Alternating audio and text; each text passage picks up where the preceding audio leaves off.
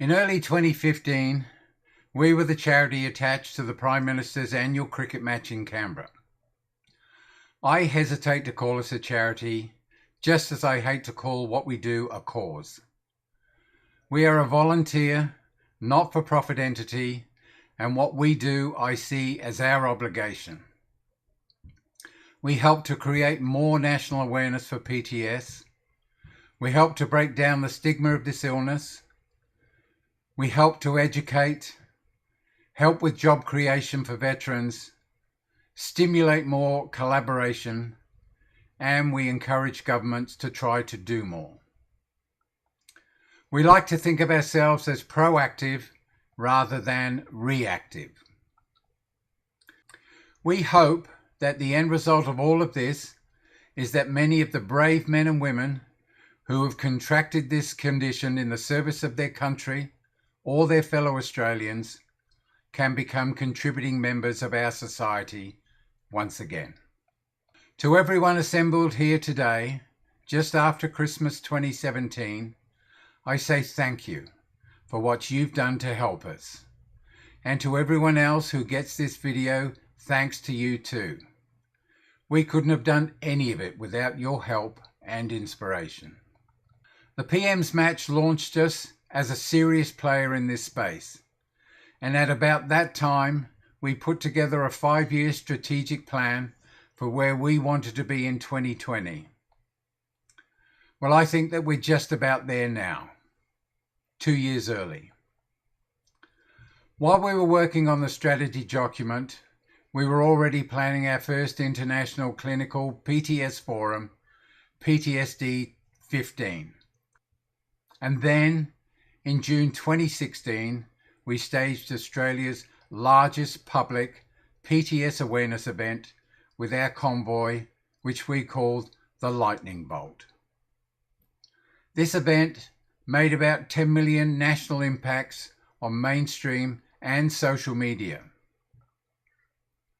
Meanwhile, we had 4 very good 30-second TV commercials running nationally as community service announcements.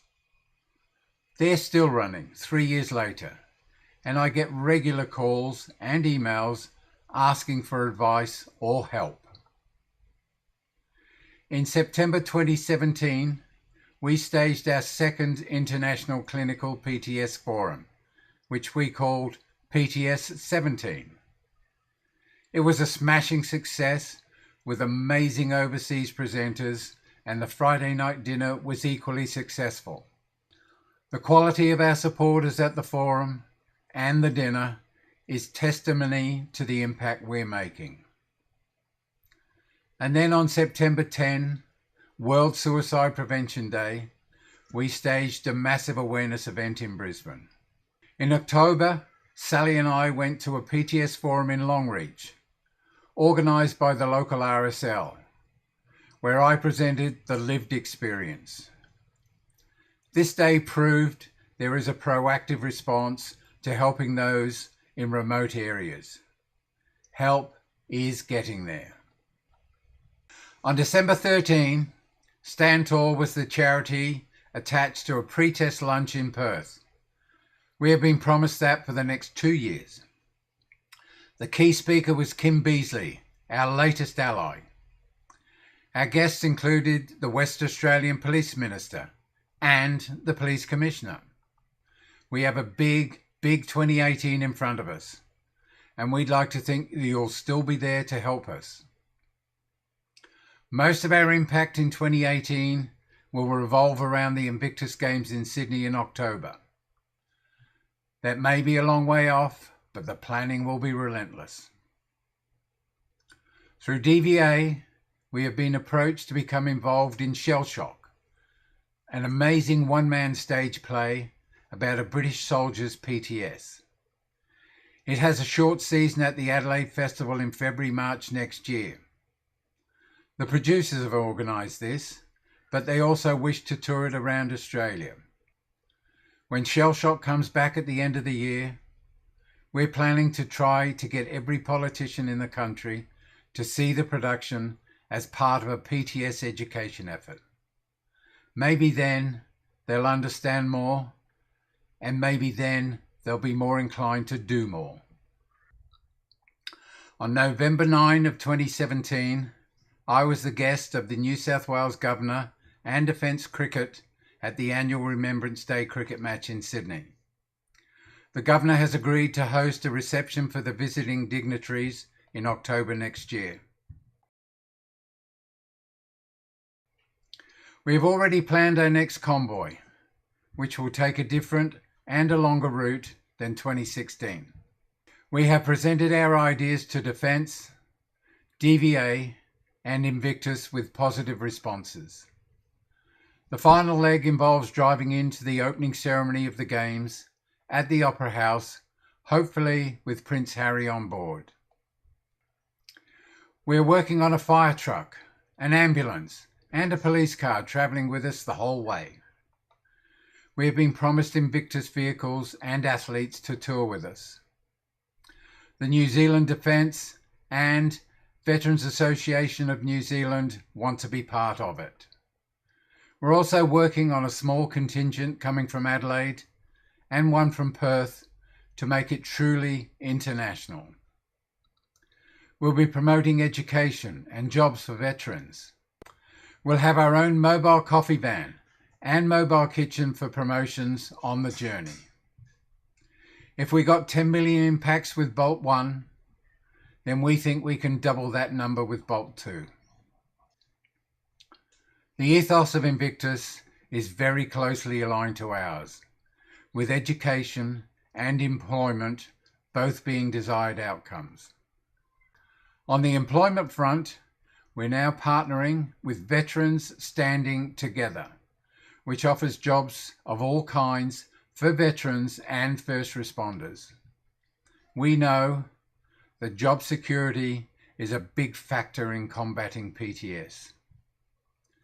VST will join us on the convoy and promote jobs for veterans along the way. In October of this year, Sally and I met Nicole and Grant from the Banks Creek Retreat. Their vision for a respite centre on their 100 acres near Fernvale is the stuff of dreams, and we aim to help them to achieve it. Our first job was to get Brian Codd from the QPS on board, plus the engineers at Enogra.